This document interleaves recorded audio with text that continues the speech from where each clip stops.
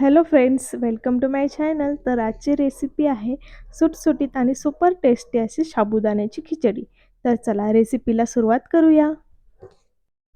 तर सर्वप्रथम मी इथे रात्रभर भिजलेला साबुदाणा घेतलेला आहे. तुम्ही पाहू शकता छान भिजला आहे साबुदाणा. तो एका बाउलमध्ये किंवा ताटामध्ये घेऊया. वरतून शेंगदाण्याचा कूट टाकायचा आहे, साखर आणि मीठ टाकायचं आहे आणि सर्व व्यवस्थित मिक्स करून घ्यायचं आहे. सर्व व्यवस्थित मिक्स झाल्यानंतर मिक्सरच्या भांड्यामध्ये मी 7-8 मिरच्या आणि जिरे वाटून घेणार आहे. तुम्ही हे ठेचूनही घेऊ शकता. तर हिरवी मिरची आणि जिरे वाटून झालेले आहेत. त्यानंतर एका कढईमध्ये 2 पळी तेल घ्यायचं आहे. तेल गरम झाल्यानंतर त्यामध्ये चिरलेला बटाटा टाकायचा आहे आणि तो हलकासा परतून घ्यायचा आहे. त्यानंतर वरतून मीठ टाकायचं आहे आणि पुन्हा एकदा हलकंसं परतून घ्यायचं आहे. हलकंसं परतून झाल्यानंतर आपल्याला ते झाकून 5 ते 10 मिनिटं वाफवून घ्यायचं आहे. 5 ते 10 मिनिटं झालेले आहेत आणि बटाटा छान शिजलेला आहे. तुम्ही पाहू शकता. आता हा आपल्याला एका प्लेटमध्ये काढून घ्यायचा आहे.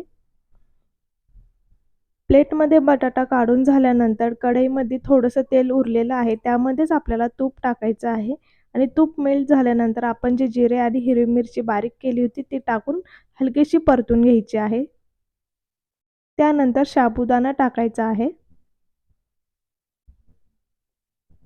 साबुदाणा टाकून झाल्यानंतर वरतून बटाटाही टाकायचा आहे आणि सर्व एकत्र करून घ्यायचं आहे. सर्व एकत्र करून झाल्यानंतर आपल्याला हे 15 ते 20 मिनिटं शिजवून घ्यायचं आहे बारीक गॅसवर. इथे 15 ते 20 मिनिटं झालेले आहेत. तुम्ही पाहू शकता साबुदाणा छान शिजलेला आहे. वरतून कोथिंबीर टाकायची आहे आणि पुन्हा सर्व एकत्र करून घ्यायचं आहे. तुम्ही पण ही रेसिपी नक्की ट्राय करा आणि कमेंट करून नक्की सांगा कशी झाली ते. लाईक करा, तुमच्या फ्रेंड्स आणि फॅमिलीला शेअर करा आणि आपल्या चॅनलवर जर नवीन आहात तर हक्काने सबस्क्राईब करा. भेटूया पुढच्याच एका नवीन रेसिपीसोबत. तोपर्यंत बाय.